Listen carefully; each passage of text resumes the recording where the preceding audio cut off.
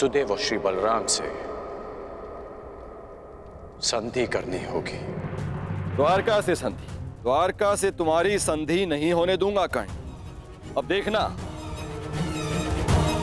बलराम कैसे तुम्हारा विनाश करेंगे। ये आप क्या कह रहे हैं इंद्रदेव? नंदिनी को आप कैसे लेके जा सकते हैं? विवशता,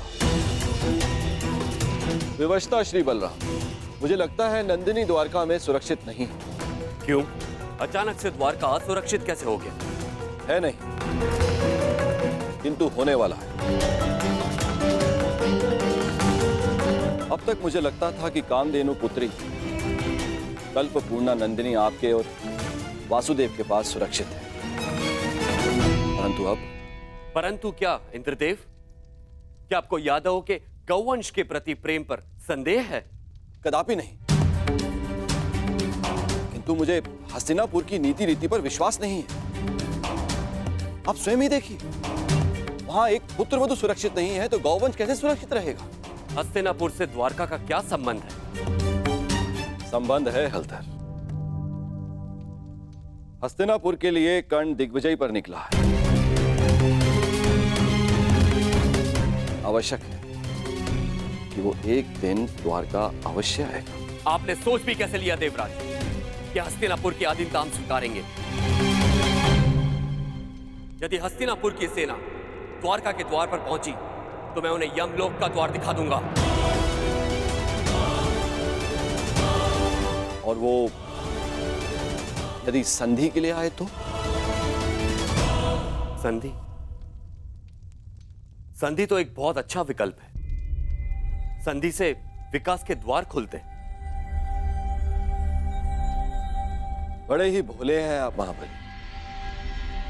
आप उस हस्तिनापुर से संधि करेंगे जहां पुत्र वधू के वस्त्र हरण किए गए। आप उस हस्तिनापुर से संधि करेंगे जहां आपके फुफेरे भाइयों को द्यूत में छल कपट से हराया गया। याद रहे, कर्ण भी उनके साथ है। एक सूत पुत्र से संधि करेंगे आप?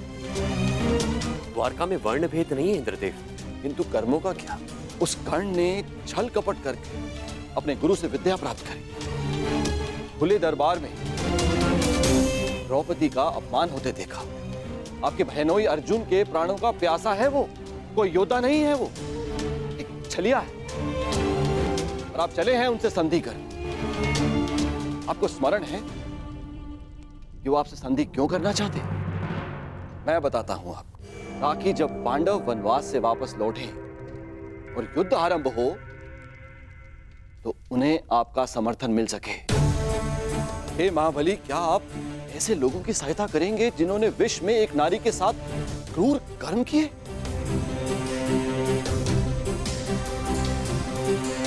तो और क्या विकल्प हो सकता है इंद्रदेव? यदि कोई मित्रता का हाथ बढ़ाने के लिए आपके घर तक आए तो आप उसे कैसे ठुकरा सकते हैं? यदि मित्रता का अवसर ही ना दिया जाए तो? कैसे?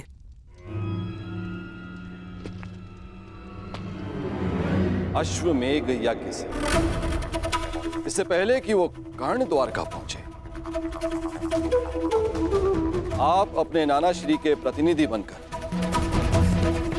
यज्ञ आरंभ कीजिए। अश्व छोड़िए। यदि कर्ण ने उस अश्व को जाने दिया तो वैसे ही हस्तिनापुर आपका अधीन हो जाएगा, और यदि रोक लिया तो आप युद्ध करके उसका नाश कर सकते हैं। ये अच्छा विकल्प है।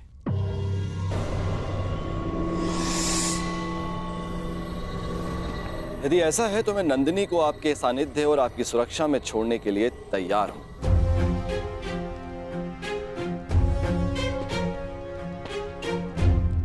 दाऊ,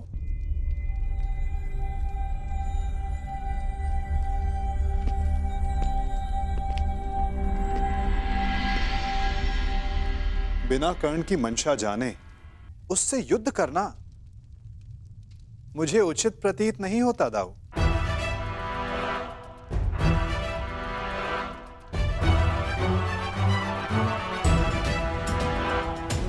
मुझे ऐसा प्रतीत होता है कि आप नंदिनी की सुरक्षा करने में समर्थ नहीं।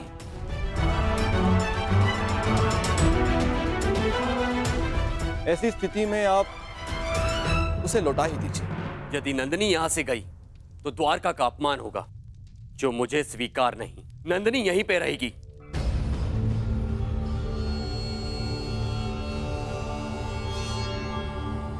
अश्वमेघ यज्ञ का आयोजन होगा कन्हैया। ये तुम्हारे ज्येष्ठ का आदेश है।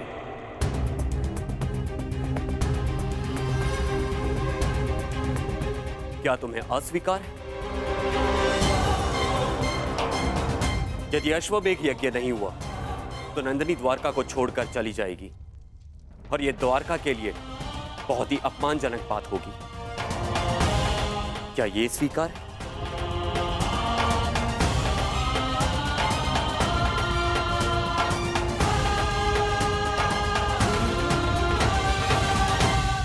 मैं आपके आदेश के परे कहां हूं दाऊ। जैसी आपकी इच्छा।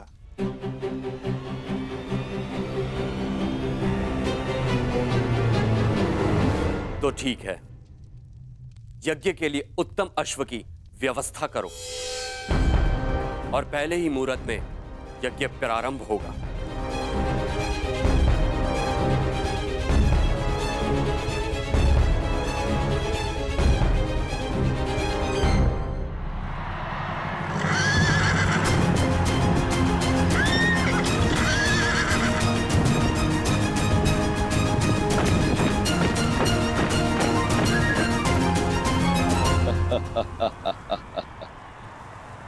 इसे कहते हैं समय का चक्र। हर मोड़ पर तुमने मुझे पराजित किया है कर्ण,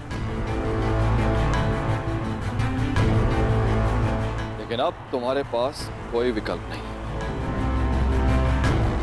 यदि द्वारका के अश्व को जाने दिया तो भी तुम्हारी पराजय होगी, और रोक दिया तो बड़े भ्राता बलराम तुम्हारा वध करेंगे, जिसे स्वयं अनुज कृष्ण भी नहीं रोक सकेंगे।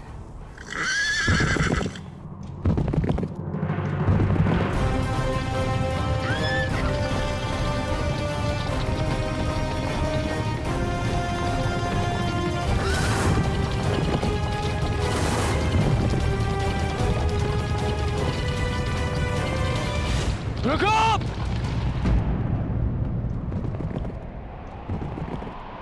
क्या हुआ मित्र? रुकने का संकेत क्यों किया? द्वारका के निकट ही है। अश्व के पश्चात के स्वर सुनाई दे रहे हैं युवराज। ये अश्व की नहीं, तुम्हारे पतन की पश्चात है ये कर्ण।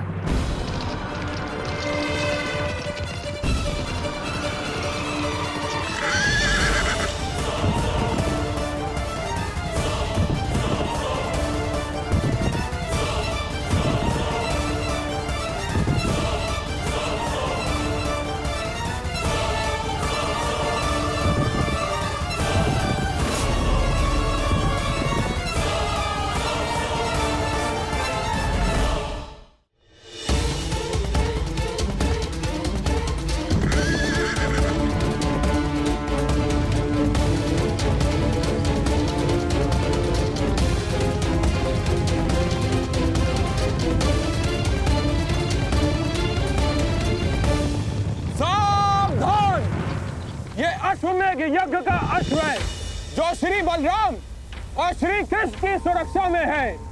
इसे रोकने वाला नारायणी सेना के साथ युद्ध को निमंत्रण देगा। अंगराज, ये अश्वमेघ यज्ञ कर रहे हैं तो हम भी दिग्विजय यात्रा पर निकले हैं। रोक लो ये अश्व, हो जाने दो युद्ध। आज उस छलिए कृष्ण को भी हस्तिनापुर के वाणों का स्वाद चखने दो। नहीं मामाश्री, बात केवल कृष्ण की नहीं, हलधर बलराम की भी है। एक बार बलराम ने हमारी मित्रता स्वीकार कर ली, फिर जीवन भर पांडव हमारे समीप नहीं आ पाएंगे और ना ही कृष्ण हमारा कुछ भी बिगाड़ पाएगा। कर्ण, बलराम जैसे महाबली वीर से अभद्रता उचित नहीं। नहीं दुर्योधन, ना। आज इस अश्व को यूं ही जाने दिया तो सारे भारतवर्ष में यह संदेश जाएगा, यादवों का वर्चस्व स्वीकार कर लिया है हस्तिनापुर ने। ना मेरे सम्राट, ना। कर्ण, तुम हस्तिनापुर की सेना के सेनापति हो, स्मरण रहे। तुम्हारी विजय मेरे सम्राट दुर्योधन के नाम अवश्य होगी, परंतु तुम्हारी पराजय तुम्हारे मस्तक का ही कलंक बनेगी। कर्ण, स्मरण रखना। सोच क्या रहे हो कर्ण? रोक लो ये अश्व। कर्ण, ये अश्व रोक लो।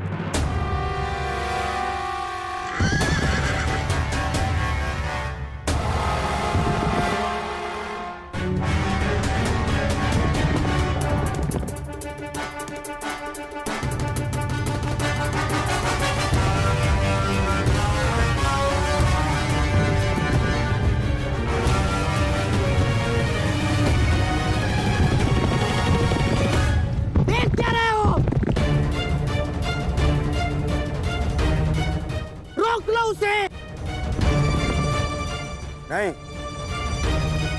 कर्ण,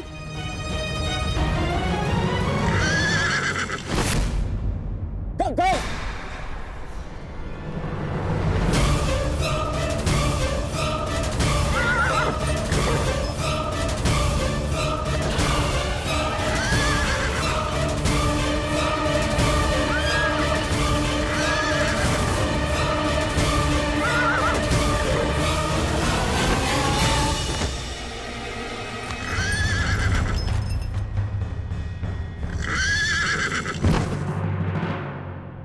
ये तुमने क्या किया मित्र?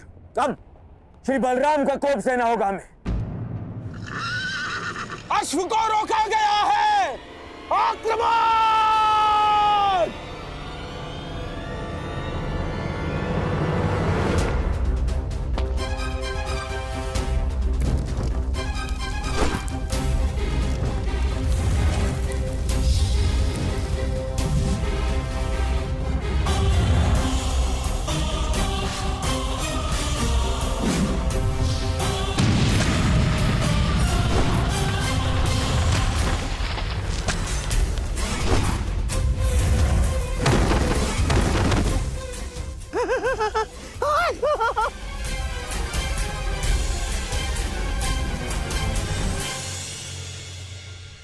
ठीक कहा था देवराज ने, यह कर्ण बड़ा ही उद्दंड और दुस्साहसी है। द्वारका के अश्वमेघ यज्ञ के अश्व को रोका है उसने, हमारी सेना पर आक्रमण किया है उसने।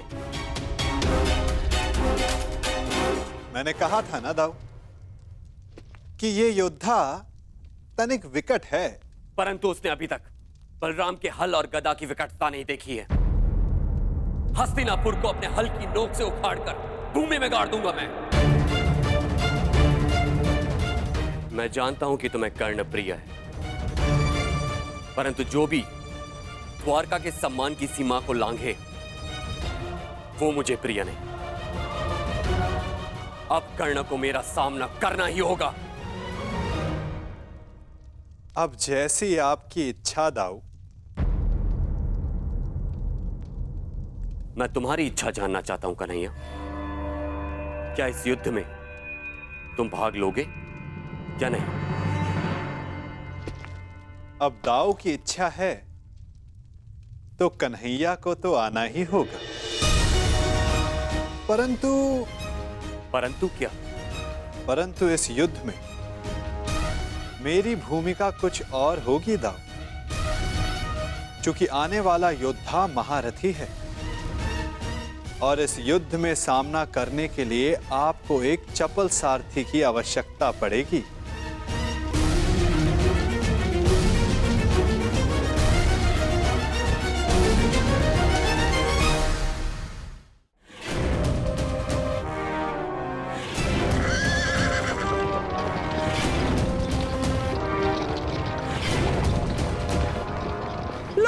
सम्राट, ये छलिया सारथी बनकर आया है, अर्थात शस्त्र नहीं उठाएगा।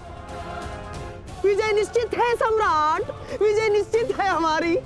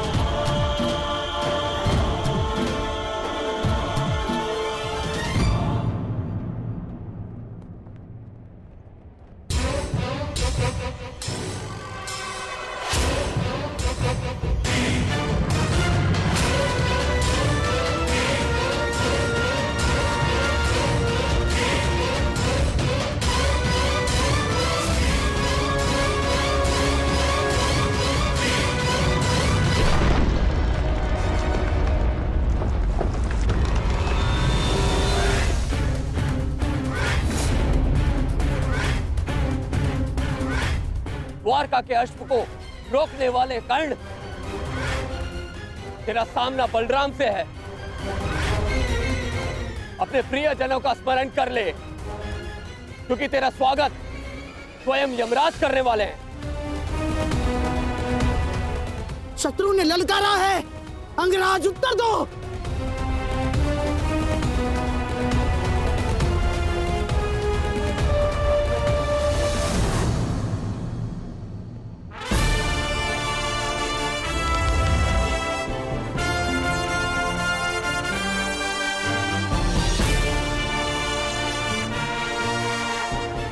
इस छलिए कृष्ण ने हमारे कई बनते काम बिगाड़े हैं दुर्योधन। आज इसकी पराजय का आनंद हम उठाएंगे, द्वारका का पतन होगा।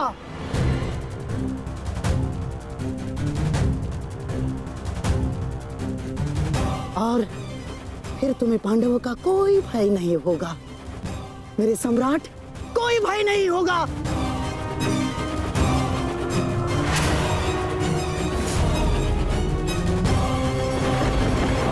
बाण संधान करो कर्ण। तुमने बाण संधान किया और मेरा प्रतिशोध पूर्ण होगा। आज मेरे एक परम शत्रु की हार निश्चित है, या तुम्हारी या कृष्ण की।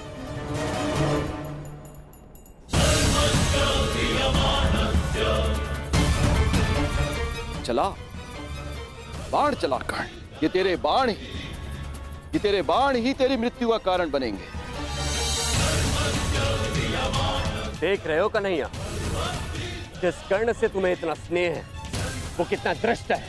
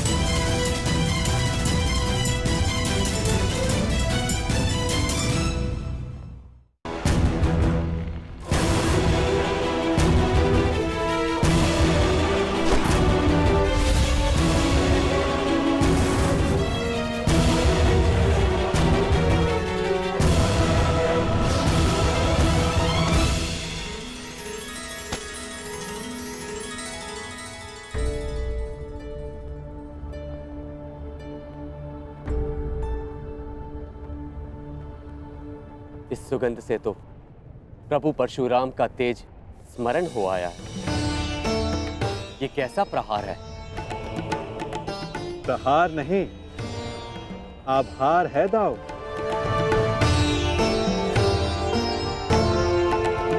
कहा था ना कि आने वाला योद्धा तनिक भिन्न होगा। हस्तिनापुर के युवराज की ओर से मैं परशुराम शिष्य राधेकर्ण श्री बलराम और वासुदेव को नमन करता हूं। शत्रु को नमन? जिस प्रकार आकाश में आया हर मेघ वर्षा नहीं लाता, उसी प्रकार आगे बढ़ने वाला हर पग शत्रुता का नहीं होता हलधर।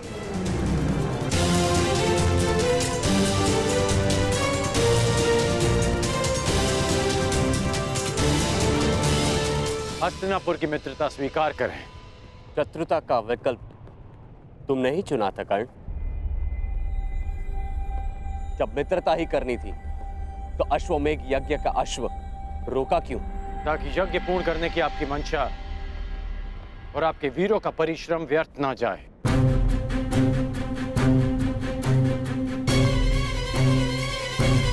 इस अश्व को ध्यान से देखिए। इस अश्व का दायां कान कटा हुआ है।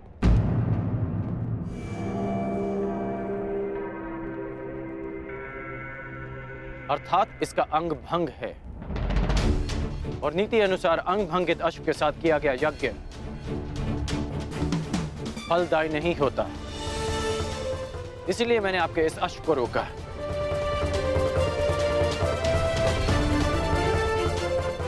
हलधर, मैं स्वयं आपको समझाना चाहता था, परंतु उससे पूर्व आपके वीरों ने मुझ पर आक्रमण कर दिया और कदाचित मुझे उसका उत्तर देना पड़ा।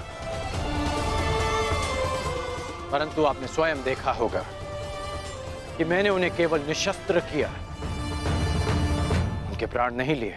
तो तुमने मेरी सहायता करने के लिए अश्व रोका। अद्भुत, हम प्रसन्न हुए।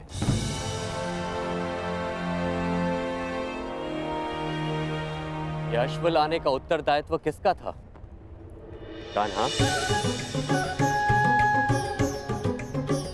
तुम सबको यही कहते हो ना कि तुम मेरी आज्ञा का पालन करते हो, लेकिन परिणाम में वही होता है जो तुम चाहते हो।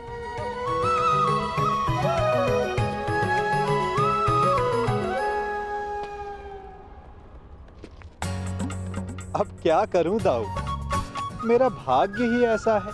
भाग्य नहीं, धूर्तता है तुम्हारी।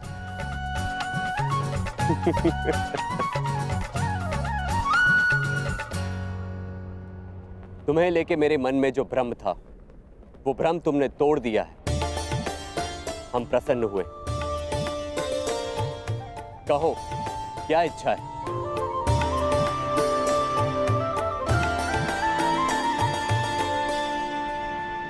आपसे मित्रता की इच्छा है हलधर।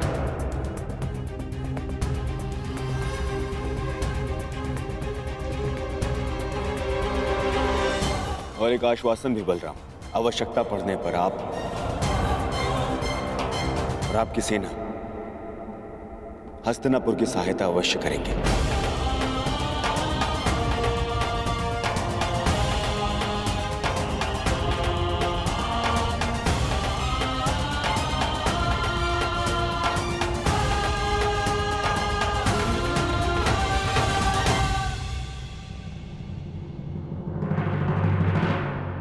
स्वीकार है।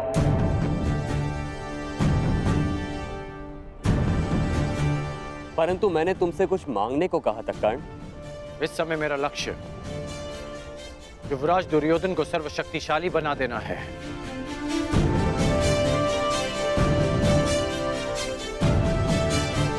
इसलिए मैं चाहता हूं कि आप युवराज दुर्योधन को गदा युद्ध की शिक्षा दें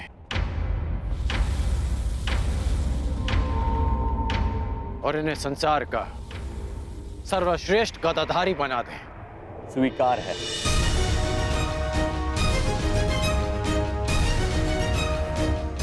आओ, द्वारका का आतिथ्य ग्रहण करो।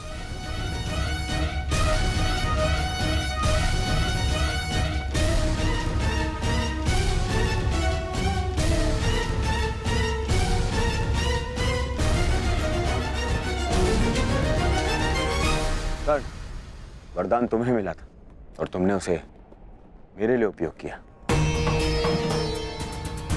आज तुमने एक बार फिर यह सिद्ध कर दिया कि संसार में यदि कोई मेरा सबसे बड़ा हितैषी है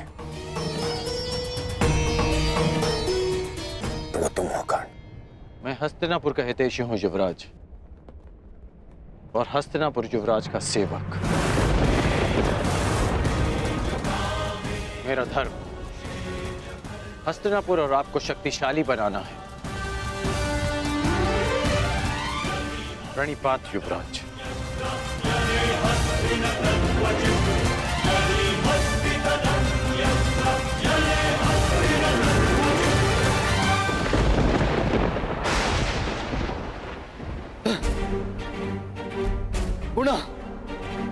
गुणा मेरे प्रयास आज सफल हुए। मेरे इतने कठोर परिश्रम के बाद भी उस कर्ण को द्वारका का समर्थन मिल ही गया। उस कर्ण की दिग्विजय पूर्ण हुई।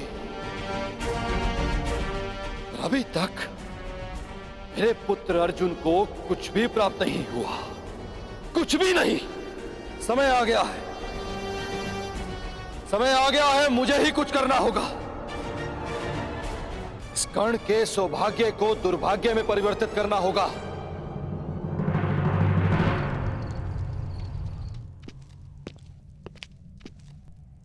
दिग्विजय पूर्ण हुई कर्ण।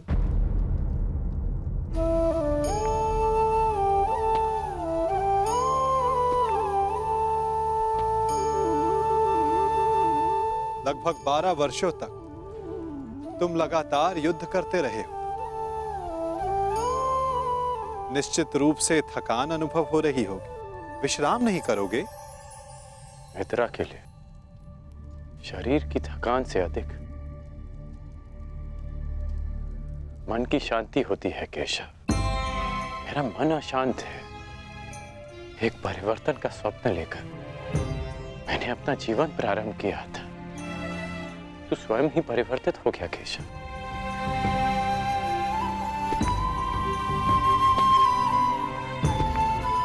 परिवर्तन चाहते हो और स्वयं के परिवर्तित होने से घबराते हो।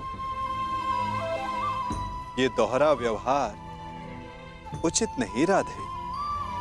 मैं ऐसा परिवर्तन नहीं चाहता था केशव। मैंने सदा स्वतंत्रता की कामना की थी,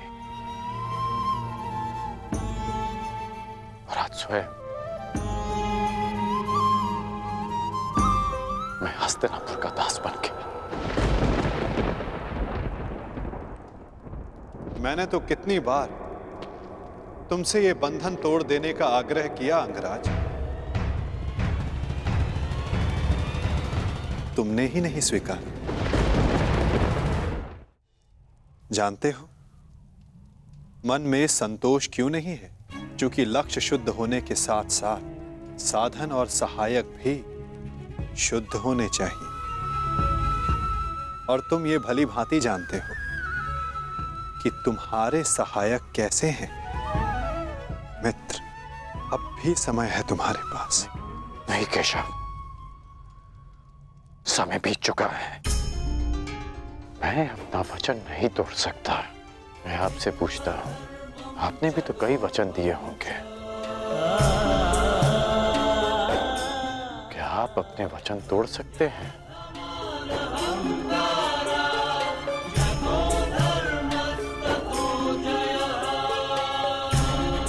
कौन जाने मित्र, भविष्य में क्या छिपा है। तुम बताओ, अब दिग्विजय के पश्चात तुम क्या करोगे? केशव, मेरा मन अशांत है। सोच रहा हूं कि हस्तिनापुर जाने से पूर्व गुरु परशुराम के दर्शन करा। विचार उत्तम है मित्र, परंतु स्मरण रखना, कभी कभी अकेला यात्री मार्ग में भ्रम के जाल में फंस जाता है। प्रयास करना कि भ्रम के जाल में ना उलझ जाओ। केशव, जिस परिस्थिति में मैं हूं, कोई भ्रम मुझे क्या सताएगा?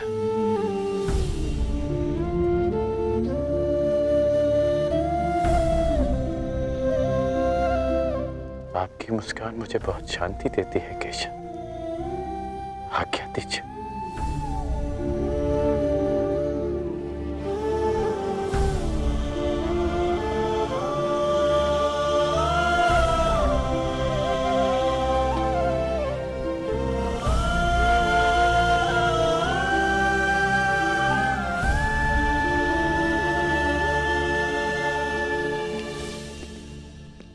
कभी कभी मनुष्य परिस्थितियों का खिलौना बन जाता है मित्र। कभी कभी मंतव्य शुभ होने पर भी गंतव्य पर कुछ अशुभ हो ही जाता है। इसीलिए यात्रा में सावधानी आवश्यक है। तनिक सी असावधानी बहुत बड़ी दुर्घटना को जन्म दे देती है। सावधान रहना मित्र।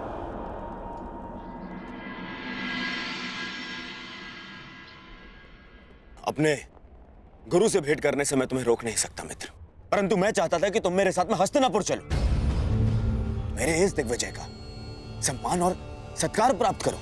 युद्ध में बाण धनुष से चलाए जाते हैं युवराज, परंतु विजय सदा योद्धा की मानी जाती है। उसी भांति दिग्विजय आपकी है। मैं तो केवल एक निमित्त मात्र हूं।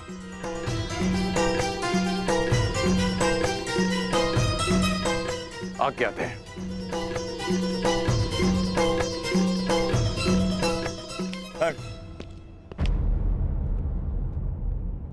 अपने मित्र को हार कर ये दिग्विजय अधूरी है मित्र। 12 वर्ष बीत गए। इन 12 वर्षों में तुमने मेरे लिए धनुष उठाए, परंतु कभी दृष्टि नहीं उठाई। ढाल बनकर मेरे शरीर की रक्षा की है, परंतु मित्र बनकर कभी गले नहीं लगाए।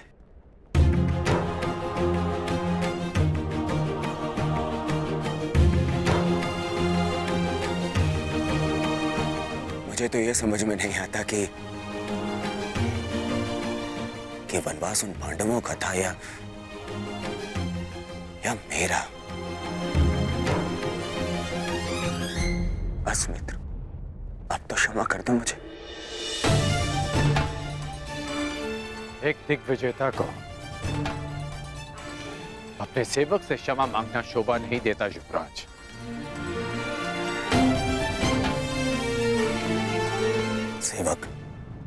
सेवक ऐसे 100 दिग्विजय न्यौछावर कर सकता हूं तुम्हें एक बार गले लगाने के लिए। बस एक बार मेरी आंखों में देखकर मुझे मित्र पुकार के एक बार गले लगा लो मित्र।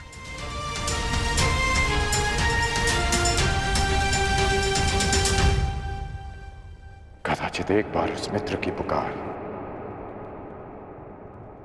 युद्ध भवन में भी सुन ली होती आपने युवराज।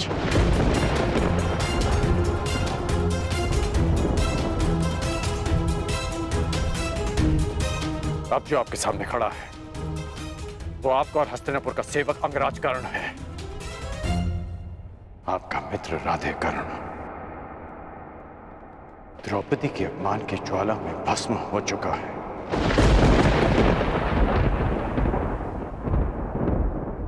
और जो भस्म हो जाते हैं वो किसी को गले नहीं लगा पाते।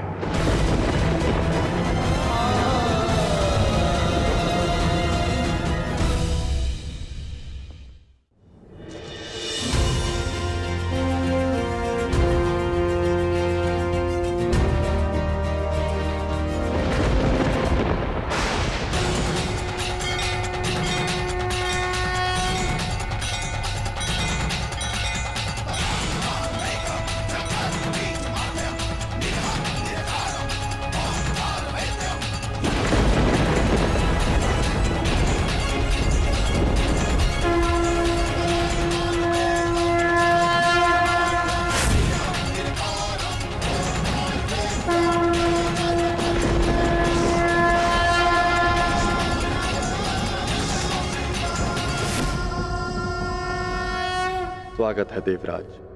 आपके पदचाप ने आपके आने की सूचना दे दी थी मुझे। मेरे पश्चात तो आपने सुन लिए महादेव, परंतु 12 वर्षों से पुकार रहे मेरे पुत्र अर्जुन के स्वर आपके कानों तक क्यों नहीं पहुंचे? क्यों उसकी तपस्या का ताप आपके मन को नहीं पिघला सका? यदि अर्जुन आपका पुत्र ना होता तो क्या तब भी आप उसका कष्ट लेकर मेरे पास आते? स्वीकारता हूं कि मुझे मेरे पुत्र से मोह है, परंतु सबको होता है। अब स्वयं ही बताइए, क्या दोष है मेरे पुत्र अर्जुन में, या उसकी इच्छा पूरी कर सकने के योग्य नहीं? देवराज, वृक्ष पर लगे फल को खाने की इच्छा करने वाले को मात्र वृक्ष पर लगे फल को तोड़ने का परिश्रम करना पड़ता है। मोती की आकांक्षा करने वाले को सागर के तल तक जाने का परिश्रम करना पड़ता है। ठीक उसी प्रकार अमृत पीने की इच्छा करने वाले को भी गहन साधना का विष पीना पड़ता है।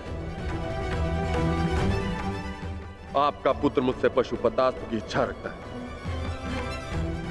यह विध्वंसकारी अस्त्र उसे देने से पहले यह जान लेना आवश्यक है कि क्या वो उसके योग्य है। शक्तियों के साथ साथ उत्तरदायित्व भी बढ़ता है। यह जान लेना आवश्यक है कि क्या वो ये उत्तरदायित्व उठाने योग्य है या नहीं। पशुपतास्त्र पाना है, कई परीक्षाओं का सामना करना पड़ेगा अर्जुन को। अपने पुत्र के मोह में आपने क्या क्या किया है, मुझसे कुछ छिपा नहीं। पूरे पुत्र को नीचा दिखाने के लिए आपने देवराज पद की गरिमा को किस तरह लांछित किया है, भली भांति जानता हूं। देवराज, यदि एक पिता अपने पुत्र की परीक्षा लेता है तो पुत्र प्रशंसा पाता है। जब एक पिता पुत्र की प्रशंसा करता है तो पुत्र केवल परीक्षा पाता है। आशा है कि अगली भेंट देवराज इंद्र से होगी, पुत्र मोही पिता से नहीं।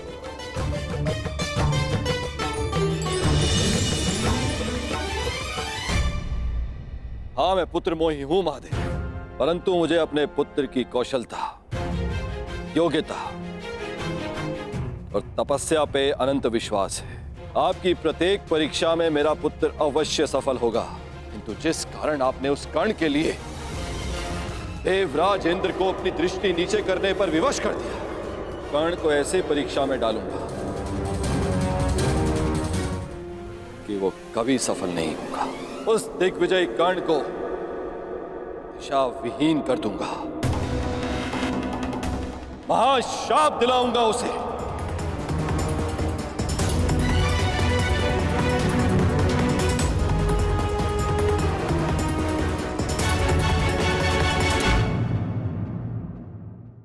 विजय कर्ण को दिशा विहीन कर दूंगा, महाशाप दिलाऊंगा उसे।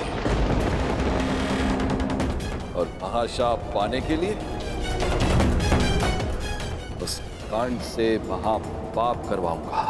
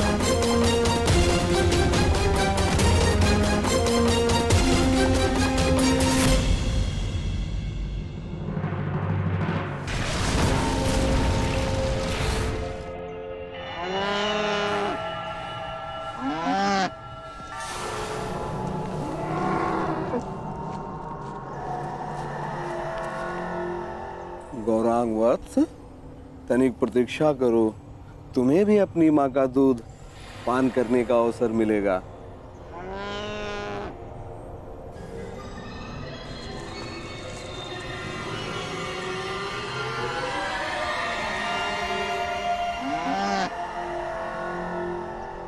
क्या है श्यामा? इतना भयभीत क्यों? मैं हूं ना तुम्हारे साथ। हाँ?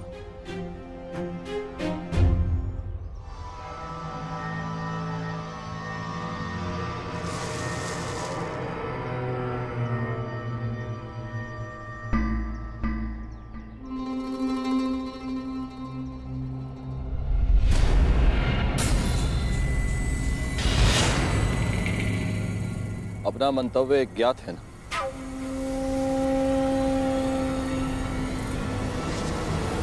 लगता है तुम्हें भूख लगी है। अभी मैं तुम्हारे लिए चारा लेके आता हूं, ठीक है?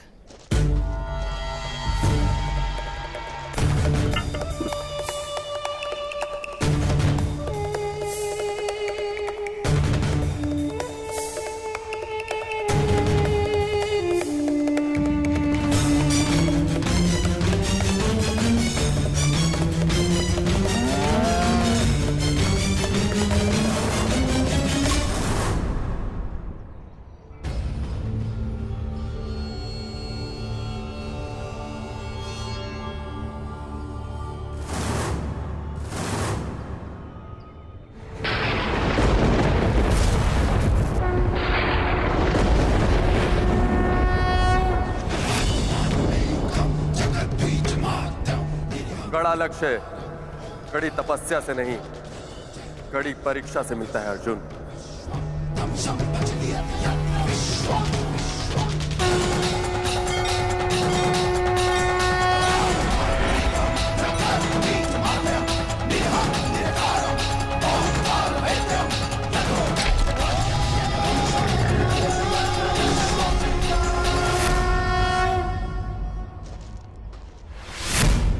गौरांग, गौरांग,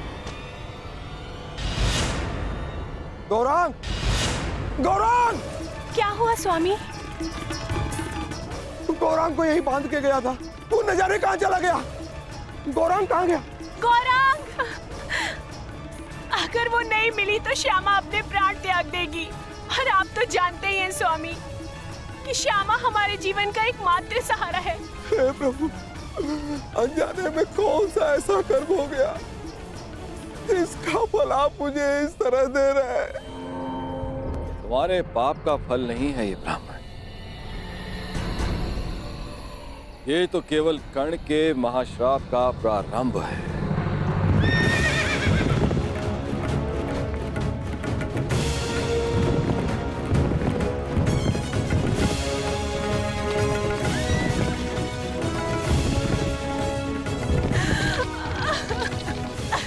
गौरांग!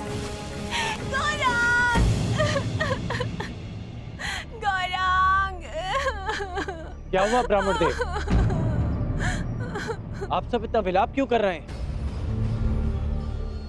देखिए, मेरे गाय श्यामा के बछड़े को न जाने कौन चोर चुरा के ले गया। अगर मेरा गौरांग नहीं मिला तो ये बेचारी छटपटा कर अपने प्राण त्याग देगी। आप मेरी कोई सहायता करिए। आप निराश ना हो ब्राह्मण देव, मैं समय रहते इस गाय के बछड़े को वापस ले आऊंगा सुरक्षित। ये मेरा वचन है।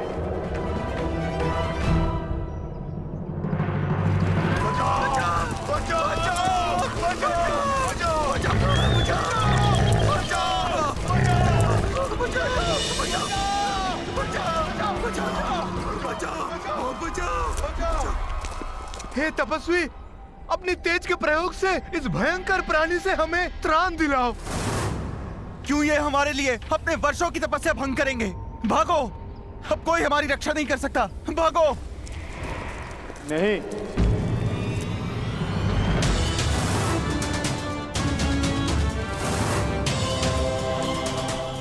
एक क्षत्रिय के लिए किसी की रक्षा करना किसी भी तपस्या से अधिक आवश्यक है। मैं वचन देता हूं, इस हिंसक पशु से मैं आपकी रक्षा करूंगा। तपस्या भंग हो जाए, परंतु कौंतेय का क्षत्रिय धर्म भंग नहीं होगा।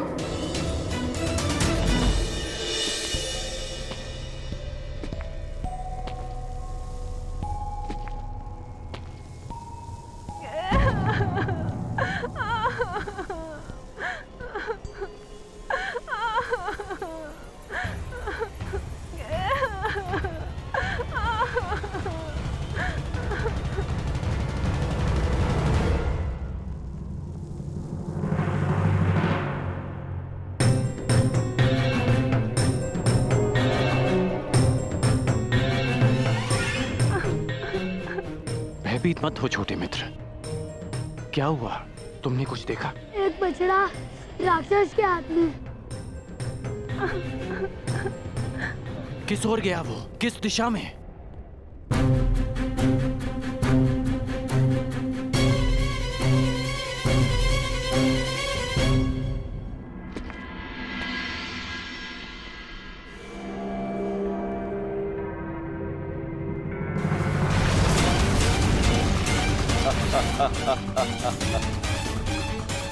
जाओ कर्ण, जाओ, अपने विनाश की ओर जाओ।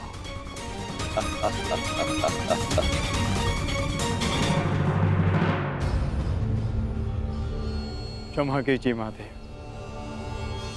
आपकी तपस्या बीच में छोड़कर जा रहा। तपस्या पुनः कर लूंगा, परंतु मेरे होते हुए किसी निर्दोष के प्राण जाएं, ये द्रोण शिष्य कुंती अर्जुन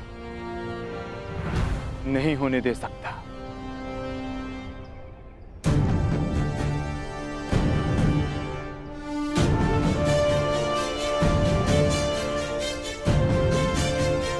अपने उत्तरदायित्व का भान तो है इसे।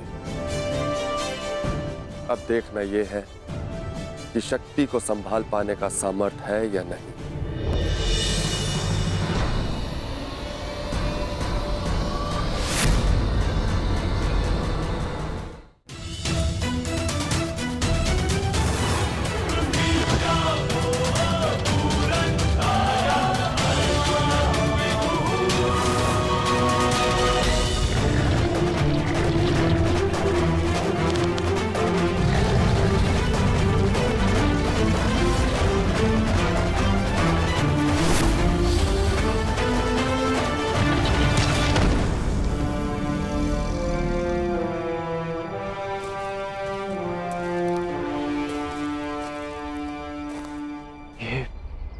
दूसरा बाण किसका है?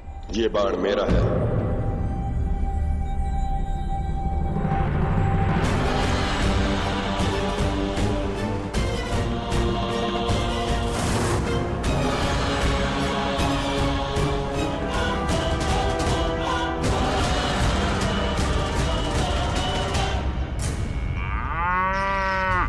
आनंद आ गया आज, बड़ा कोमल भोजन मिला है।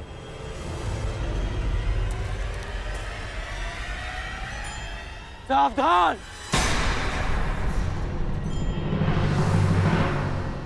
मैं तुम्हें चेतावनी देता हूं कि इस बछड़े को छोड़ दो। अपना भोजन छोड़ दूं? तुम्हारे लिए यह केवल एक समय का भोजन है, परंतु किसी और के लिए यह जीवन जीने का सहारा है। इसकी मां के प्राण बसे हैं इसमें। इस निरपराध पशु को छोड़ दो।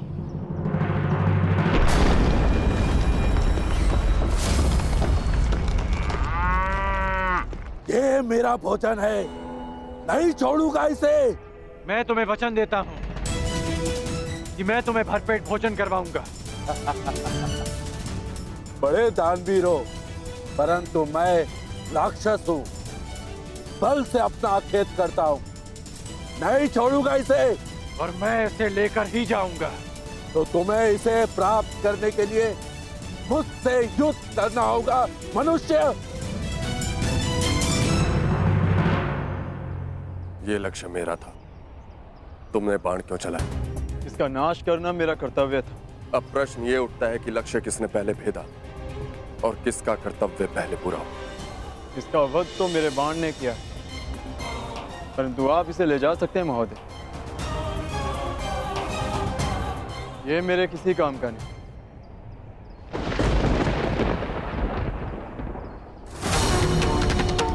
मूर्ख! माना कि मैं किरात हूं, मगर मैं अपने परिश्रम से अपना अखेट करता हूं। मैं किसी की भिक्षा पर अपना जीवन व्यतीत नहीं करता।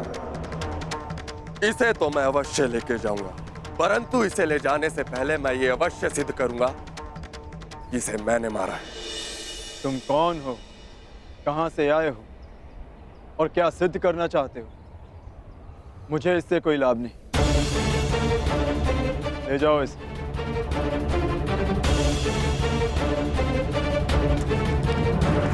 रुको!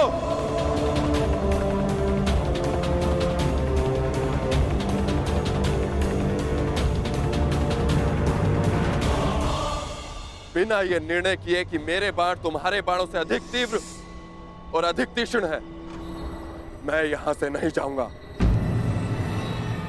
तुम्हारा ये अभिमान तोड़े बिना मैं यहां से नहीं जाऊंगा।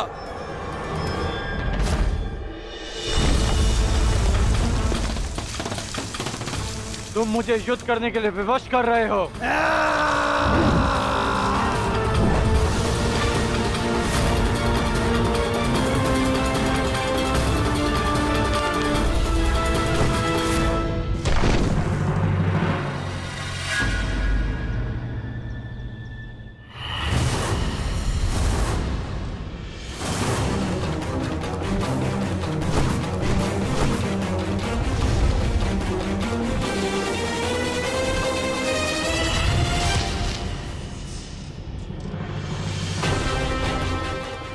एक बाण काट दिया इसका अर्थ ये नहीं कि तुम्हें विजय मिली।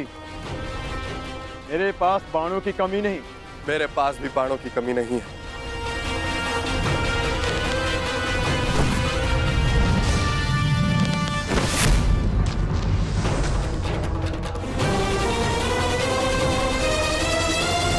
तुम्हें केवल अपने बाणों पर घमंड है योद्धा, किंतु मेरे पास बाणों के साथ साथ और भी शस्त्र हैं।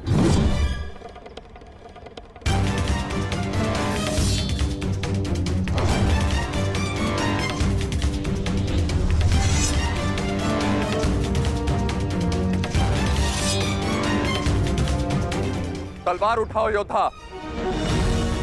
युद्ध अभी तक समाप्त नहीं हुआ है और ना ही तुम्हारा अभिमान अभी तक टूटा है।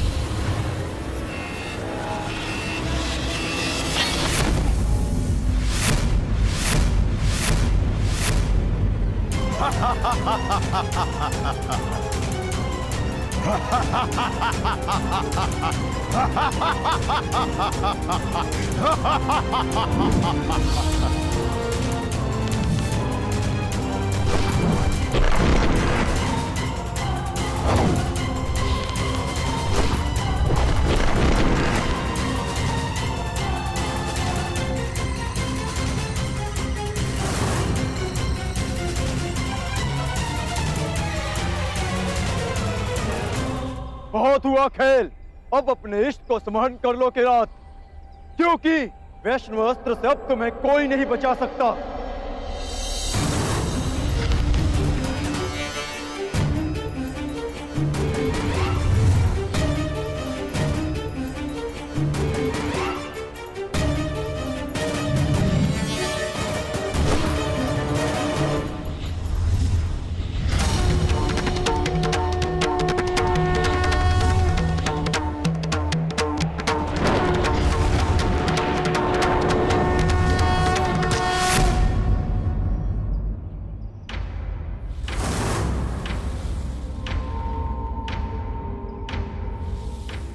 महान वैष्णव अस्त्र ने एक साधारण किरात का सम्मान किया, परंतु क्यों?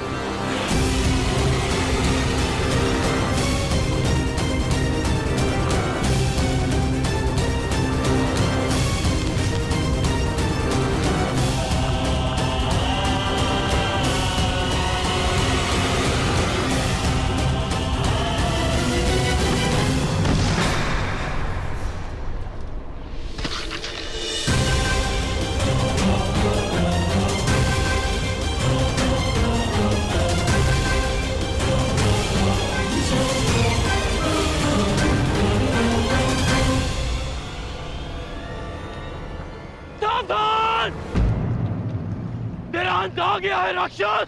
ये मेरा नहीं तुम्हारा अंत है कर्ण।